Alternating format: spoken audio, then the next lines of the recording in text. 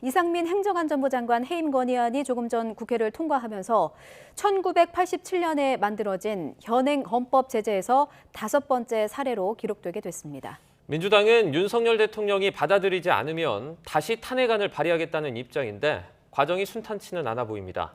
김경수 기자입니다. 이상민 행정안전부 장관 해임 건의안 가결로 현행 헌법 체제에서 국회를 통과한 장관 해임 건의안은 모두 5건으로 늘었습니다. 윤석열 정부 들어서만 연달아 2번 해임 건의안이 국회 문턱을 넘었습니다. 더불어민주당은 윤석열 대통령에게 강한 압박이 될 것으로 보고 있지만 표현이 건의라고 돼 있지 헌법을 만들 때는 그 건의의 방점이 있는 게 아닙니다.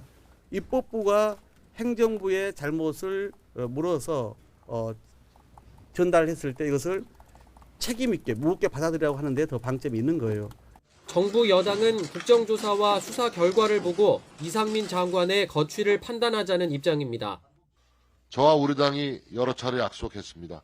경찰 수사와 국정조사를 통해 사고 원인 규명이 이루어지면 그에 합당한 책임자에 대한 법적, 정치적 책임을 묻겠다고 얘기했습니다. 그래서 민주당은 이번엔 탄핵 추진 카드까지 만지작거리고 있습니다. 대통령께서 이 해임 건의안을 무겁게 받아들여서 조치를 취하지 않으실 경우에는 그 이후에 탄핵 소추안까지 진행을 하게 될 예정입니다.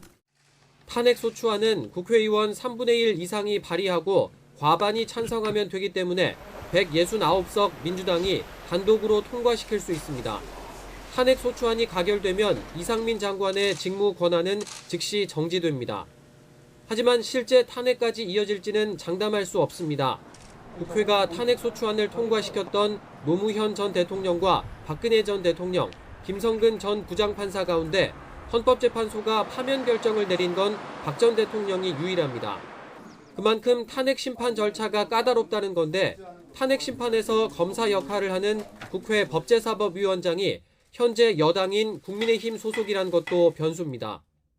민주당이 이상민 행안부 장관의 적극적인 해임을 주장하는 것은 이처럼 유족들의 아픔을 달래기 위한 것이 아니라 유족들의 아픔을 이용해서 정치적 주도권을 잡으려는 책략 때문입니다. 내년도 예산안 처리를 둘러싼 여야의 양보 없는 대치에 이어 이상민 장관 거취 문제가 연말 전국을 다시 뜨겁게 달구고 있습니다. YTN 김경수입니다.